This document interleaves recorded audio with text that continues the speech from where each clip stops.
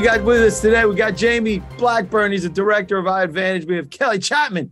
She's a scientist out there on the road doing scientific things from her RV. So down in Houston, Texas area. So we appreciate it. I'm Dave Lowe. I'll be your host today. And a little bit, let's talk about iAdvantage real quick so they know who you are. Jamie, give us a dose. Sure. So we were founded in 2003. We're actually headquartered here in Cary. Cary is just south of Research Triangle Park, and it's between Durham and Raleigh, about 12 miles each way. 30 years we've been doing this work with capturing and managing and reporting for data for science, and that's how we started, was with science. And we've been supporting reports that go from big sponsors to USDA, EPA, and FDA for years. And we're a small business, and we now have our GSA schedule. Wow, fantastic, man. That's awesome. And that's why you guys are experts in data collection. You've been doing a lot, like you said, with USDA and EPA, with some of the folks on the right-hand side. They're the big boys. A lot of those big boys, especially Monsanto and the like. We appreciate that. We want to welcome everybody that is with those agencies that you just talked about. We USDA and a bunch of different folks that are associated with USDA and EPA.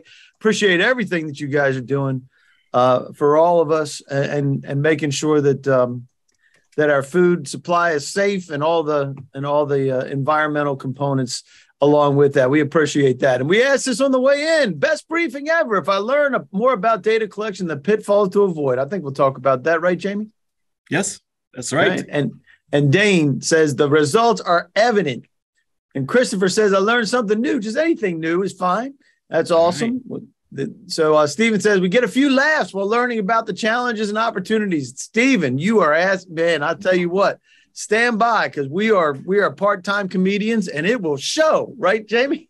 It will show how good we are. It will show that we are part-time comedians. Phyllis, I come away with an improved data collection design. Love that idea, right? Right, Kelly? Yes, absolutely. How about this from Davis? It's freaking brief.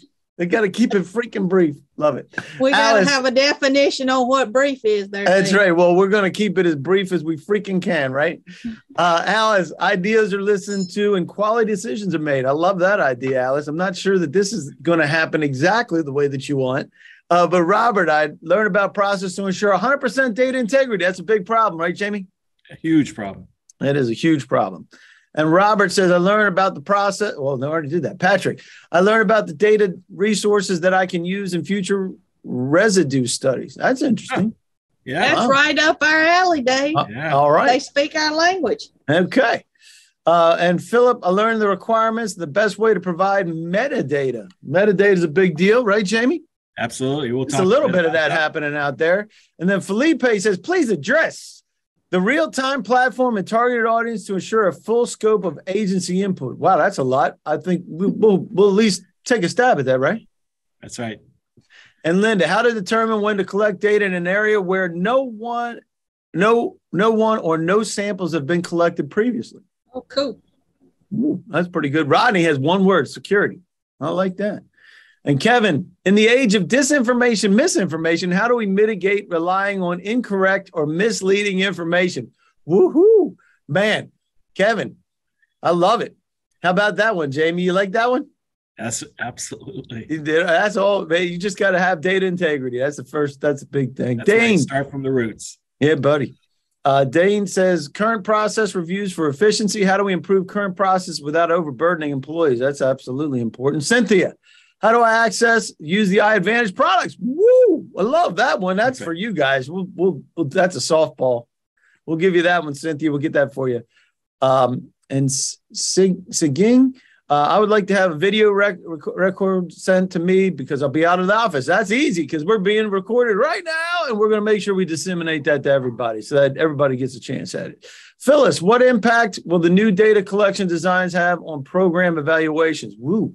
I'm not sure we're going to be talking about that one, Phyllis, but I think that if you have good data collection design, you have better impact on evaluations. What do you say, Jamie? How about that from the outside looking in? Perfect. So with that, let us know what will make this a great briefing for you. You're here for a reason, And we want to make sure that you get the answers that you need. And if we have them, we'll give them to you. If we don't, we'll figure them out. Right, Kelly Chapman?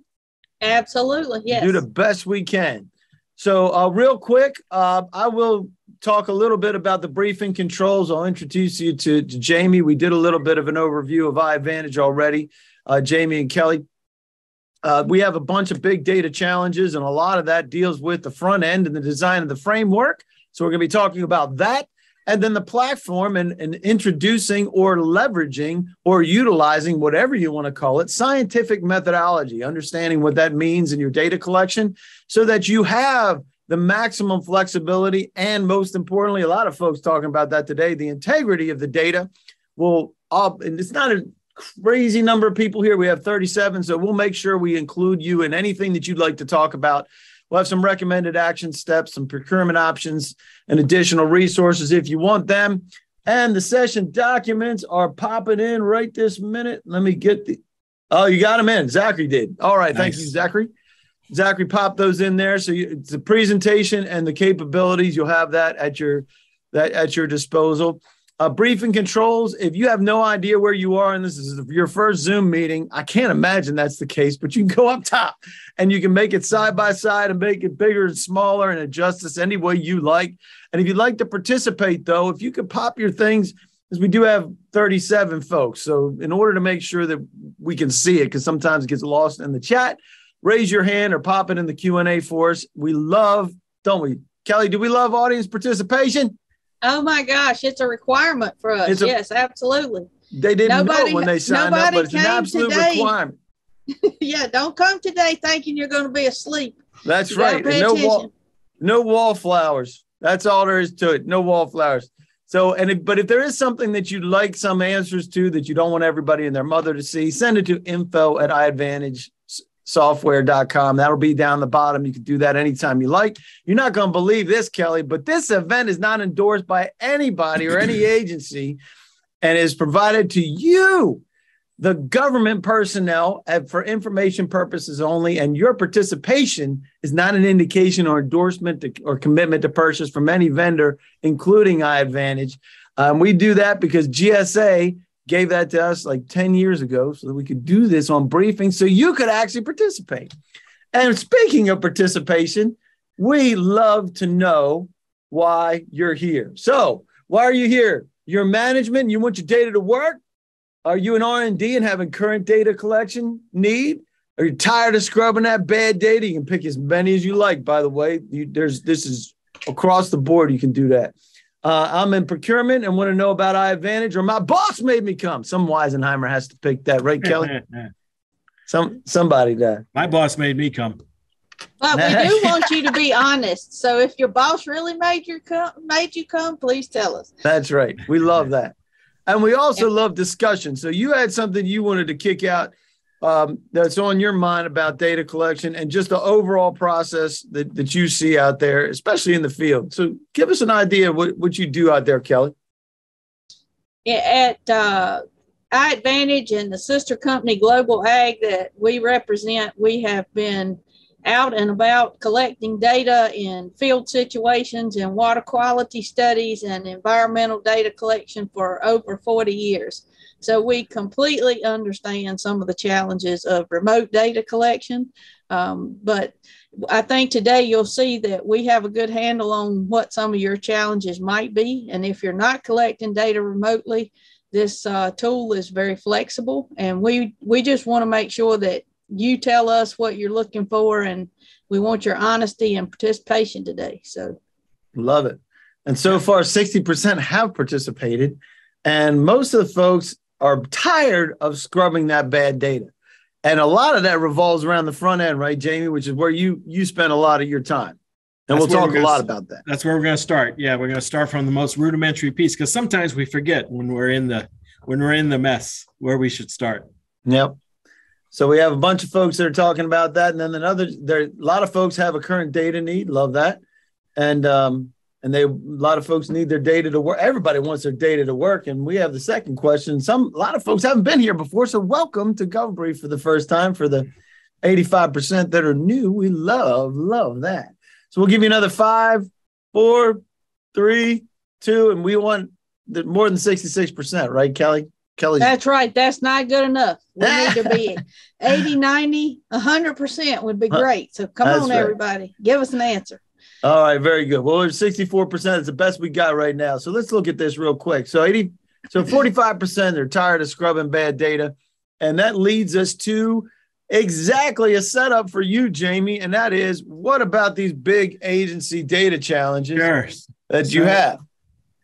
So everyone's dealing with the fact that we are creating data almost at a relentless rate. And we're all dealing with things like every 15 minutes, 4 new filing cabinets worth of data. And it's almost like we're outpacing the ability for anyone to have ever kept filing cabinets. That's exactly that's right. 463 exabytes each day.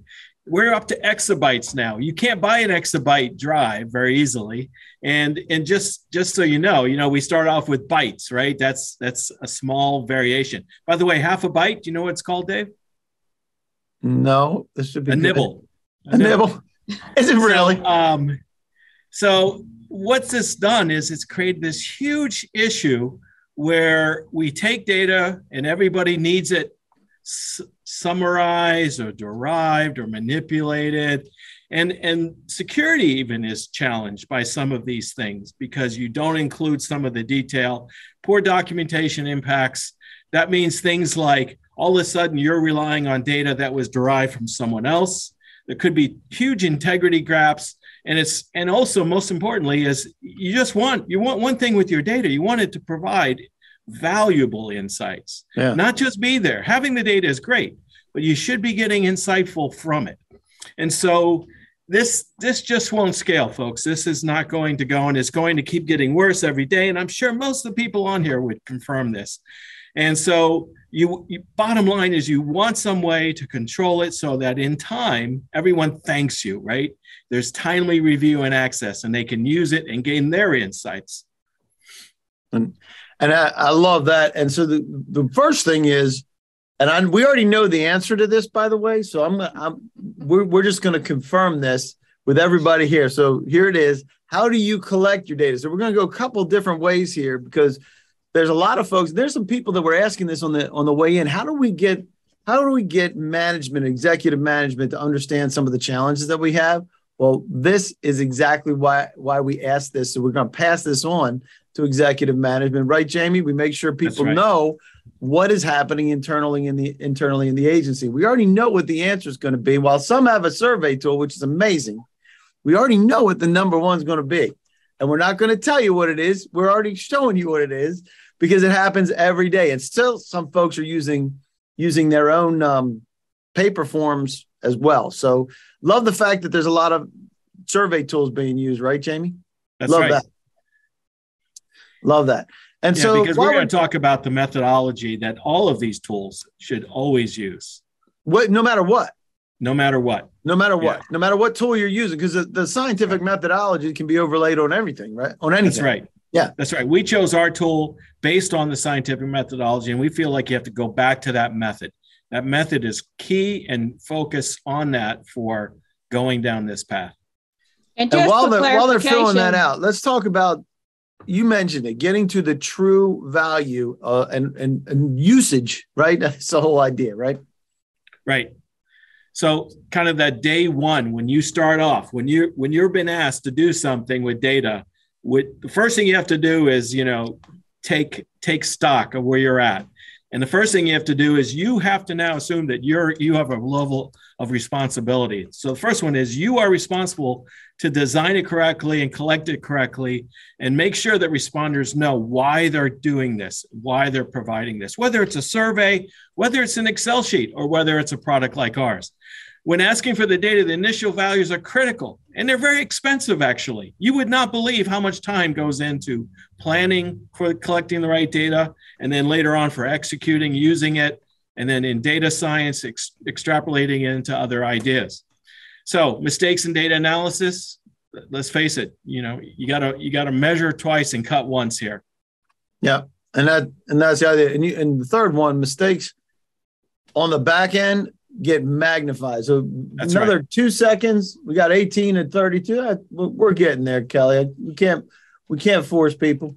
But here you go. Okay, we're not like state testing in the public education system. We're not going to give everybody passing for 60% today. So let's bump this up, y'all. Come on now. I told you she was going to be on it. But here we go. Spreadsheet. Is this a shock, Jamie?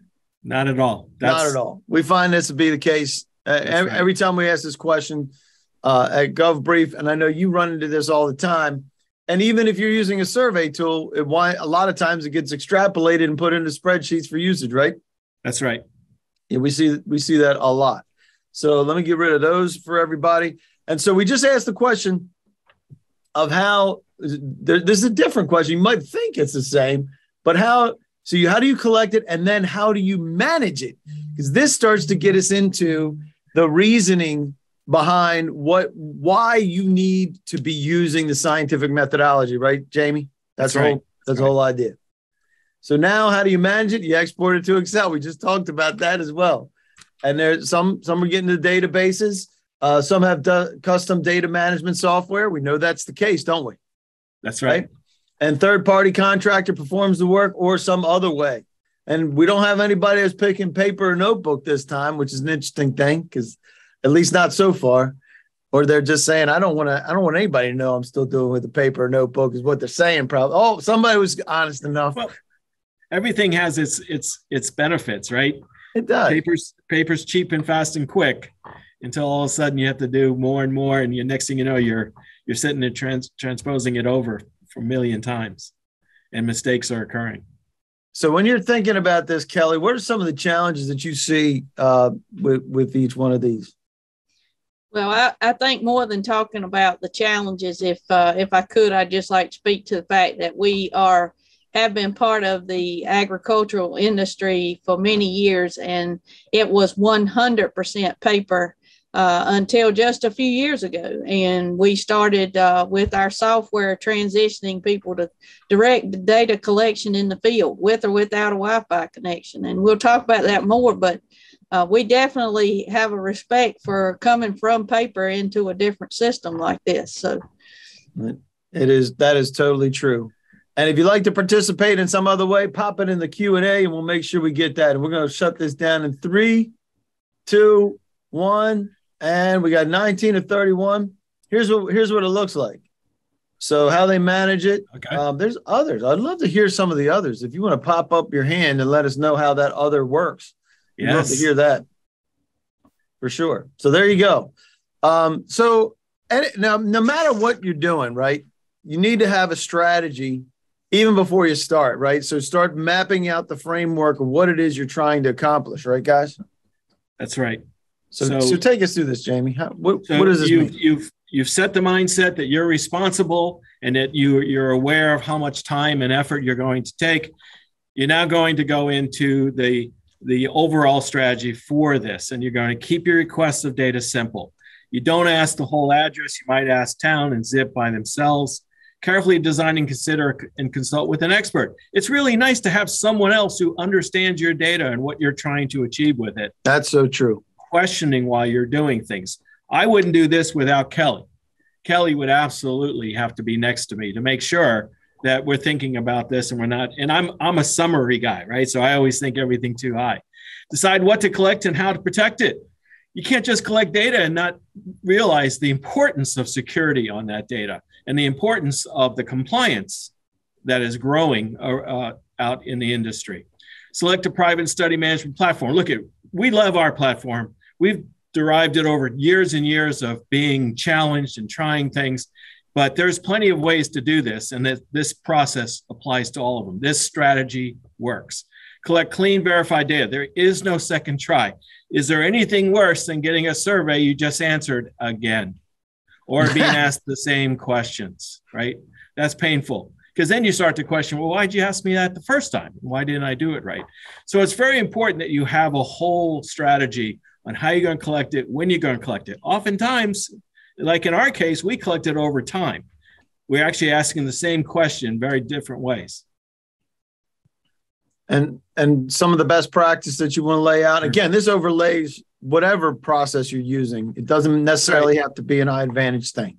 And again, you have to design and define the categories, right? If you're going to ask something over time, you have to make sure that it makes sense on how you're asking it. Ensure all the data is using the same format. You don't want 5 different people answering the same question 5 different ways.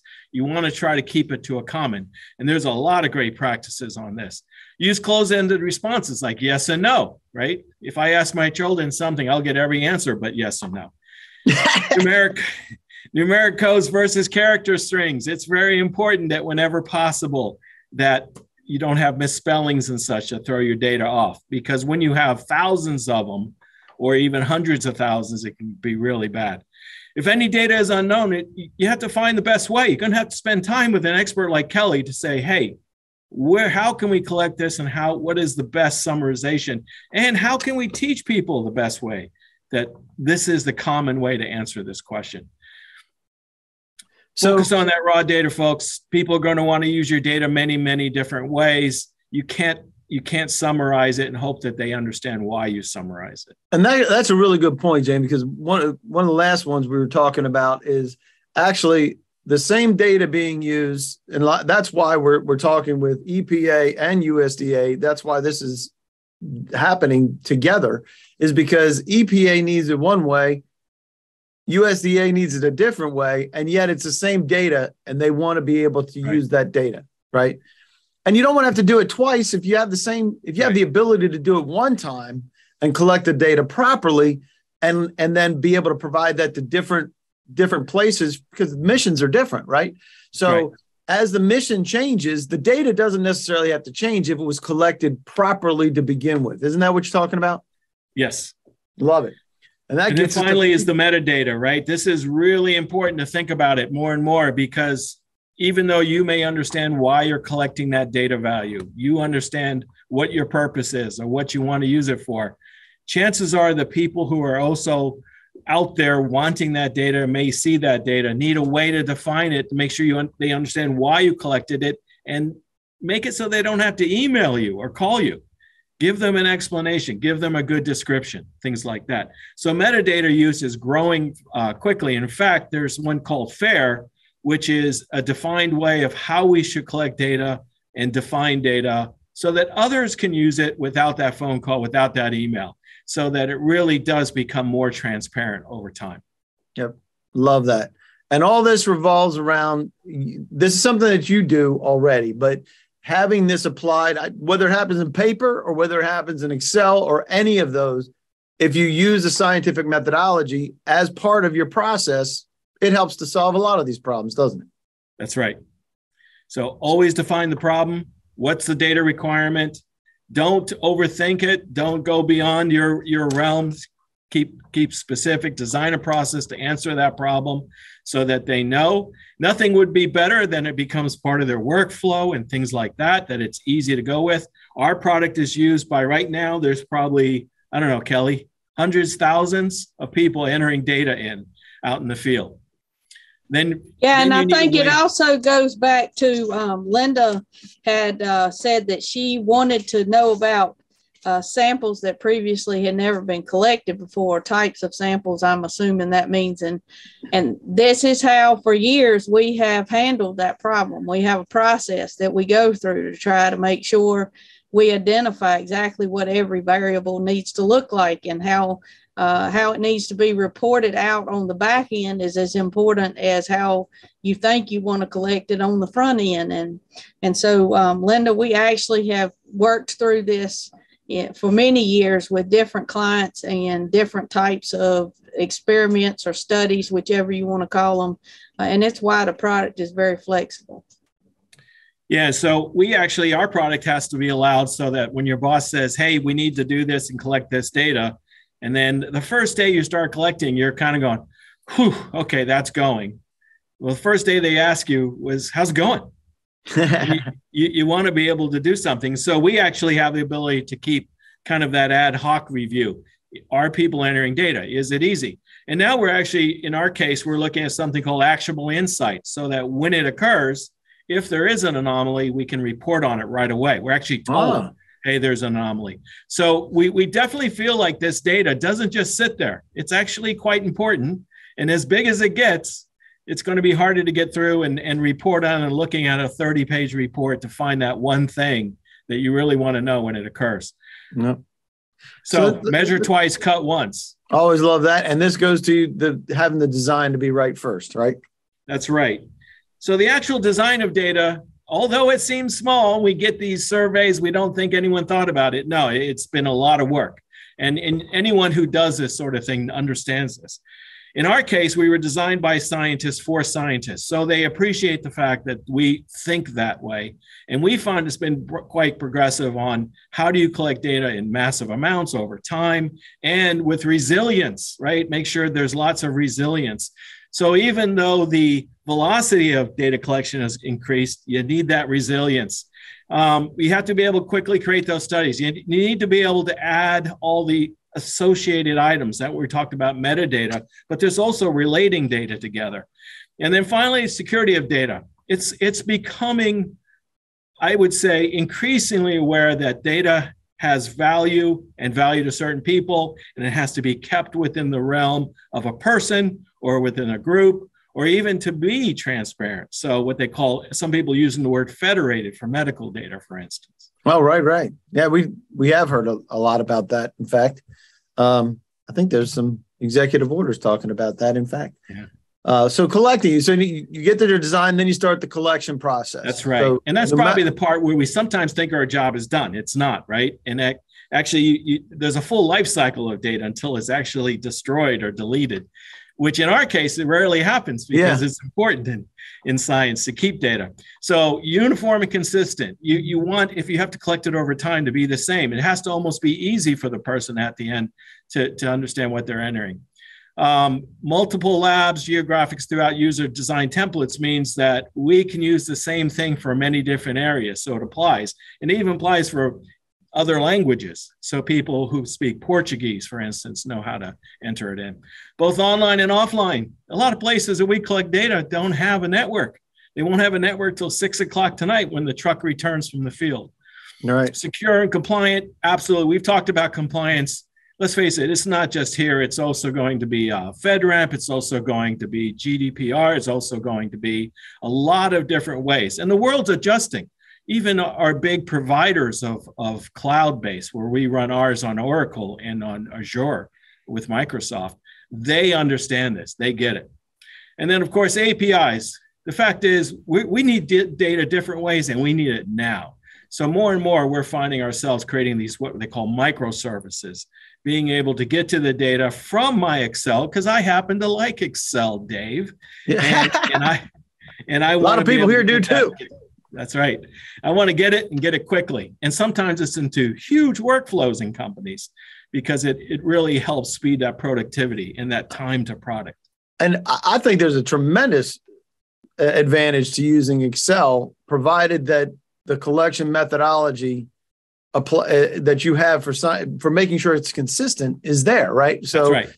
And that, because otherwise you have to do editing to it, and then you have other problems of whether the integrity is right. If somebody's got their fingerprints on it, hey, they could be changing things, or they may have thought it should have said this and it said something else. But I love Excel because you can see things in Excel that you just can't see anywhere else. Sure. Right? Yeah, but it also depends on. Excel is so good, right? Two people will see the same thing differently. And that's where we end up having. Have you ever seen anyone who's really good at Excel just accept the way the other person created the sheet? Oh, they tend to say, "Oh no, what they meant to do is this." And heck no. And what do you got there, Kelly? What were you saying? Kel? I was just going to say that I think that's the situation or location that's described here for collection makes all the difference. As I said, we've been adept for years at trying to make it easy as possible or as user-friendly as possible for people in harsh environments outside. And then people say, well, can it be used in a lab? Yeah, honestly, to go from outside to inside is a breeze. Much easier typically machinery-wise and everything else on the collection end. But we have tried to make sure over the years that the data is consistent and that it is user-friendly how it's collected, and that over time, we can go back 10 years and put data together because the variables were designed right the first time. So Yeah, you can't overemphasize the fact that it needs to be right, that the design needs to be right, and then the methodologies for collection has to align with that. And then you get to a point where you're communicating with everybody else. You mentioned APIs, Jamie. That's one of the ways that you can do that. So we've talked about how we collect it, how we designed it, or what you're using, right? So how do you communicate it? Is it through email? You mentioned that, right, Jamie? So somebody says, right. I want to know. A lot of times it's still happening through email. And that's not going to change because we live in email, right? Isn't that where we live? But it could be email with spreadsheets, email with summary data, dashboards and KPIs. Always love those, right? Paper reports. Can't tell me that nobody's going to click that because I know that they're still happening. Review meetings. And there's some more down below. And whose choice who is it on? Is it on you to assemble the results, to make the data make sense, or make decisions with the data? This is where we really get into how the data is being used and what the job function is, right? We talked about two different agencies, but everybody within those agencies, right, guys? We have different reasons and what we do and what our job functions are. So I love this question. It's one of my favorites. And I would love it if we could get those other 10 people or so that haven't been participating to answer this poll. So come on, guys. How about 100% participation on this one? There you go. So I told you, Kelly's going to smack you around. Come in here. She's going to smack you around. And she does it with a Southern accent. So if I did it, everybody would be like, you shut up, Dave. But that's awesome. But we will do that. So while they're answering this, because we're talking about communicating this, we can give an overview. There was a couple of things that we did last time. So as far as how they're collecting that, there's a lot of folks that are using R and Python. Is that what I saw? Yeah. Yep. Right.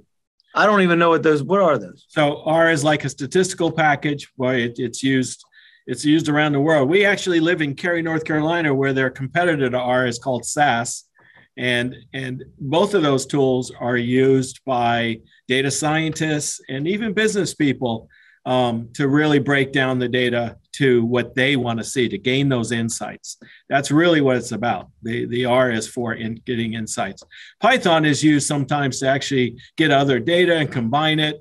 I've actually seen Python used for quite a bit. And one of the big things is of using Python to programmatically gain access to like an API or to gain access from services provided by the government.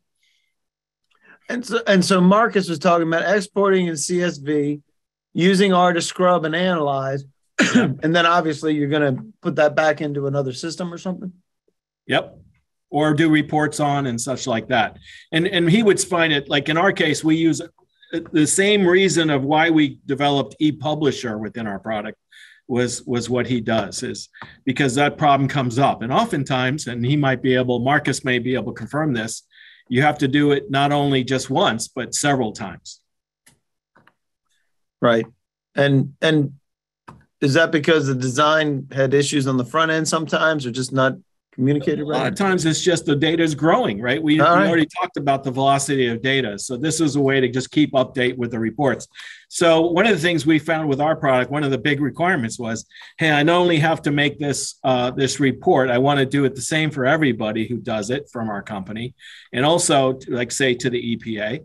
And then I also want repetitive nature on getting updates to my management team. Yeah. So you're doing it each week. Well, I don't know about you, Dave. I'm one of those people that I've done things once. I feel like I've defeated the enemy. But when I have to do it for the fourth or fifth week, I tend to do a lousy job, and my boss gets mad at me. Well, we've actually come up with a repetitive method with ePublisher. I love it. So we'll talk about that in just a minute. But here we go. A lot of folks, most of the folks here, to summarize, with executive communication, which leads you right into the review meetings, right? Isn't that what happens? Uh-huh. And a lot of folks are here. Most of the folks have to make the data make sense. That is absolutely awesome. Love it. And so a lot of this we're talking about is, okay, we get to the reporting side. How are we doing this from the reporting side?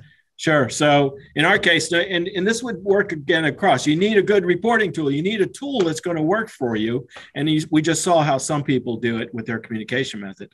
In our case, we think there should be report templates without IT that you can actually create and quickly create, so that on week 2, when you've been asked to add something, you can. We also think they should be generated based on the data being inputted, so that it's almost, just a matter of producing, generating and printing them off or sending them. Reports should contain any possible inputs. Pictures can tell 1,000 words, and sometimes you need to include them. And then publish in formats that other people can use. So sometimes you need it to be like, we know that CSV is probably, I don't know, I would say everyone knows what CSV. I think my mother-in-law knows what CSV is. So I don't think there's any issue that we need to be able to take it and use it elsewhere. People go, how many times are we asked, can you give me this data, right? That's absolute. Yeah. And I love what you have up at the top, templates without IT, because the IT folks, they have a different perspective on everything, right? No offense to everybody with IT. I have a bunch of folks that work with me in IT as well, and I love them.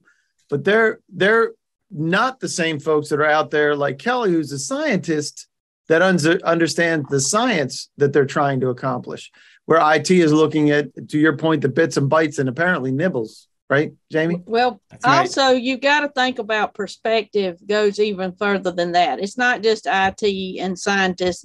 You got people who are in project management, and it looks like probably a lot of those on the call today.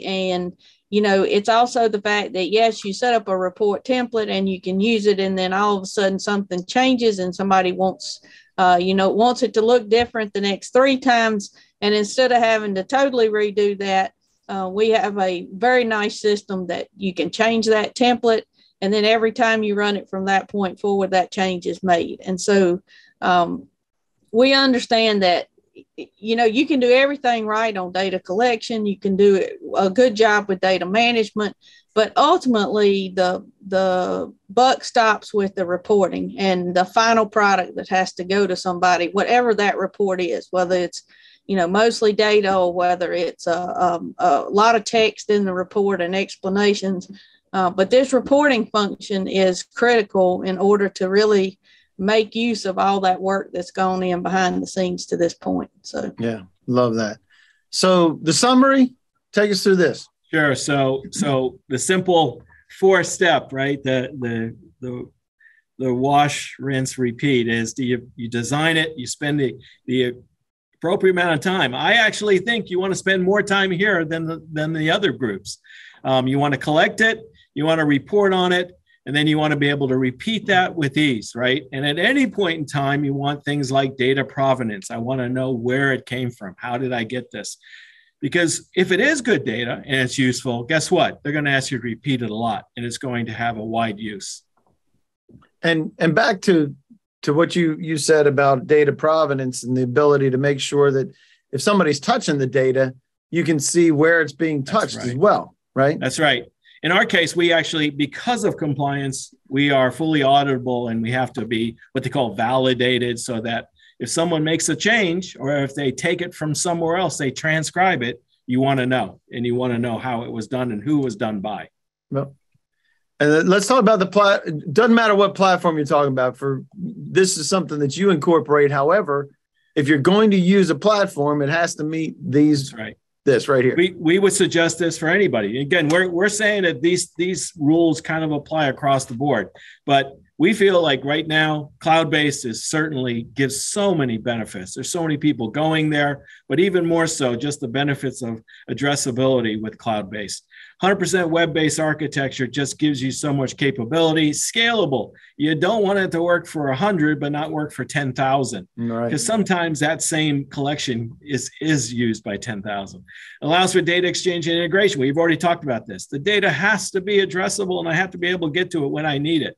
Compliant with all, well, at this point, it's a given. And I don't think any of the cloud-based guys don't realize this. In fact, all of them offer this sort of support. Immediate access for all stakeholders. The people who want the data or have asked for the data, your boss and so forth, they want to be able to get those updates and keep current. You don't want to send out a collection and then wait. Quickly or easily customized to fit your science. In our case, everything is science. And in our case, we look at everything from this same kind of format. And we think this methodology, you have to make sure that your platform supports this methodology. So now I'm not going to ask you to talk about other people's platform because that's other people's platforms. And we can't go into, the spider web that happens if you ask about that. But let's talk about what you guys do and how you leverage the scientific methodology exactly like we've been talking about. And that way, at least folks, there's a lot of folks that were asking this on the way in. Who is iAdvantage? What is a software platform? Here we go. Let's talk about that for just a minute. Kelly, you going to grab this one? Uh-oh, she's mutified. And gotcha. Sorry. Yep. We do have a question about data security too. We'll get to that. I promise. Okay. So scientific method is important. It's the basis of what we do. But just to give you an idea of how it works with the system at hand, the eStudy platform has been designed, as I said, over many years of utilizing it with multi-site studies. And what do we mean by multi-site studies? Those are experiments basically, or GLP studies that happened that had to integrate information and people from lots of different places. So we not only would have in the past historically been at multiple biological sites. Those could be fields or, as I said, bodies of water, rivers, and so forth for water quality. Those samples would have been collected there and then went on to analytical labs for analysis. Data comes back out of that and it has to go back into the system. Analytical residue chemistry, we've been part of that. Gene expression, sample tracking is part of it, but also processing labs, pretty much anything that you could generate data off of the samples that were taken, as well as direct data coming back from those biological sites, all goes into this platform. And out of that platform, we can then produce reports for a client, for EPA, for USDA. We have QA capabilities so that we can have quality assurance involved, but keep all of that as integrated or segmented as we want it to be. And so the flexibility of this system has meant that over time it has been used again for anything from environmental studies to toxicology to basic plant data collection. And it could have been in a field site, in a greenhouse, in a laboratory, in animal studies, you name it. So this platform allows us to not only collect data directly into it, which means no transcription errors.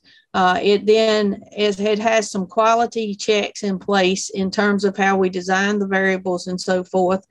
And then we have the reporting tool, which allows us not only to generate large, complex reports, but also, as it was mentioned earlier, those can be just update reports to management or to a client or to somebody who is involved.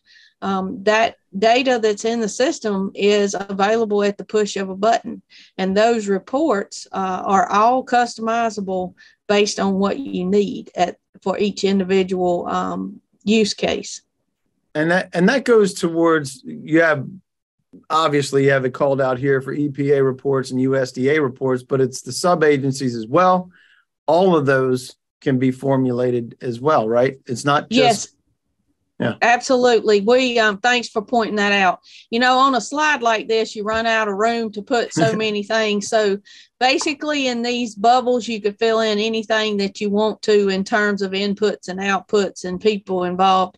At this point, we have not found a limitation to any certain group or any type of reporting that we can't handle. So thanks, Dave, for pointing that out. No, you bet. So let's talk about some of the system growth that you've seen in your system, because I think this applies across the board as well. But you have multiple places, projects, studies, trials, all these happen in the agencies that we're talking about, right? Right. And they're happening now. They're in our system now. So there's 400 plus major projects going on that kind of trickle down through studies and within studies or trials. And we use this nomenclature for our world, but it could be whatever the customer would like. And then there's variables, 31,000 variables that we're collecting data on. Someone asked about data security. We have to encrypt every bit of data that goes into an iPad, say, in the field in another country, for instance. And then that encryption enables us to then use the Oracle cloud security and the realm within both the front end and Oracle as to protect ourselves as well as protect the data. We actually kind of hold the data in a high regard. And so even when someone changes data, they're asked to re-enter their password, for instance. So data, wow. All that data is actually incredibly important because we sometimes forget what we did last week, let alone last month and so forth. So this growth is just continuing to go. And we found that this method of doing something with our software has proven itself. And I would say that I failed on my job on the previous slide because you just mentioned, Jamie, that these terminology can change. So studies could be experiments, if that's what you want to call it, or, you can have whatever terms you want here. But the part I didn't mention is that beyond just being in so many different environments, we also have operated in many countries. And as Jamie has indicated a couple of times, multiple languages. We have some direct language conversion capability or translation capability in the system. So it's very, very flexible. And I don't want to butcher your name, Vazin, Devin. My apologies. But he says most of our instruments are not connected to the network. Yeah, because a lot of instruments are more than 5 years old. That's not unusual. So we don't find that unusual, but we have to accommodate that in our plan. And our plan usually includes some sort of transcription. But we also have some uploads of CSV files and things like that directly to our notebooks. You have to. Yeah. You have to do that because your inputs are going to come from all that. All right. So that's right. Real quick, I'm going to go ahead and ask the question before we get you guys out of here. I want to continue the conversation. What this means is, hey, Jamie and Kelly and the team at iAdvantage be glad to talk with you about this, specifically with what's happening within your agency and your particular trial or your experiment, whatever it is you're trying to do. So do you need help with data collection? Do you have a pilot project? We can talk about that a little bit as well that you'd like to talk about. I'd like to schedule a demo so you can see actually the inner workings of the eStudy platform. If you'd like to be a panelist, we had some folks answer this last time, said that they wanted to be a panelist. We're working on that, making sure we get them involved for the next one or something else. Please contact me. And that's actually old. It should be 2023 budget driven since we already ended fiscal year 2022 last month. So it's already gone. So there you go. And we do have the session handouts as well. And participation is awesome and easy. We love it. We did have some questions about security before. If you have any other questions, let us know. I'm looking to see if I missed anything else. Dave, while you're looking, I'd just like to tell everybody that when you answer this poll on, I want to continue the conversation, just know that if you say, I need help or I have a pilot project, Jamie and I aren't real hard sell people. So it's not like we're going to be binging you with something every 20 minutes or every day on your email. This is more about, I saw something of interest. I just like to talk a little more and make sure I understand what's available or see, does this fit with a need? And if you tell us it doesn't, you don't have to worry. We won't be calling you during Sunday lunch or anything like that, like telemarketer. So. No, that's no doubt. And you guys have talked to a bunch of folks, and there's sometimes when, all they needed was just some basic advice, right, Jamie? That's right. Because we have a, interagency briefing allows us to peek in and allows us to see all these different areas and allows us to have conversations. And these conversations, oftentimes, we're learning. We're learning Absolutely. About how people are approaching problems. And not only that, we actually see that perspective for other people. We're happy to share it. We'd love to. We welcome those opportunities. And how much does it cost to talk with you, Jamie? Yeah, well, no, it's free. Yeah. And favorite 4-letter word. Free. Yeah, absolutely. Like I said, we learn as much as oftentimes as as they might think we're providing. We're learning as well. There's no doubt about it. So real quick, your eStudy platform was built to take advantage of scientific methodologies and put it into place.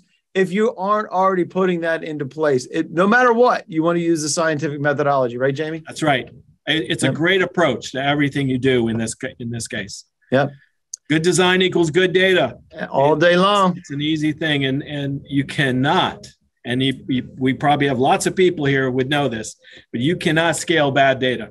You cannot keep having it grow and it not be overwhelming without being able to start off good. So at some point, you get the chance to relook at how you're doing things. You know, what they say, if you're in a hole, stop digging, right? That's exactly right. And well, you know, we talk about scaling, but we don't even hardly address in here. You can't even report bad data. So, you know, if you don't collect it right, you're just out of luck all the way around in terms of your process and losing time, which often we know that if you're doing environmental data of any type, you lose a whole year if you lose a season. So it's very important that you get it right the first time. Yeah, you've had that happen multiple times, I know. Where if you miss it, you miss it. It's not just missed for a couple of days. It can take you an entire year to make up. So, all right. Well, if there isn't anybody that wants that, we'll make sure we get the recap to everybody, and everybody can choose to meet up with you later if they want to. As I mentioned earlier, there is no obligation to purchase from iAdvantage, but if you like what you heard, you can. Why? Because they have a GSA contract and they have everything that you need as far as procurement. If you need to throw it over the fence to procurement and you need 8A or HubZone or Woman-Owned, that can be done as well. As I mentioned, you will get a recap email that'll have the briefing presentation. That'll happen by the end of today. And we'll also have one that is repurposed so that you can share it with your colleagues. That'll go out probably early next week. But in addition to that, you have the capabilities, link to the video, and one-on-one meeting option to check out if you'd like to meet with Jamie and or Kelly. And with that, we got you out of here a couple minutes early. We appreciate you guys joining us today. I just love what you guys are doing in the scientific community, especially you, Kelly, in your mobile device out there. And now you don't even know. She's actually sitting in an RV on site, working on a project right now, right? Right, Kelly? That's right. So we definitely appreciate you joining us. And Jamie, as always, great job. We appreciate it. Thank Anything you very else much, you need everybody. to know? You're welcome, Diana. We appreciate you joining us. Everybody else that's here, we really enjoy it. You are welcome. Everybody that is here. Anything else you need, reach out to info@iadvantagesoftware.com and they will make sure that you get the information you need. You're welcome, Erica.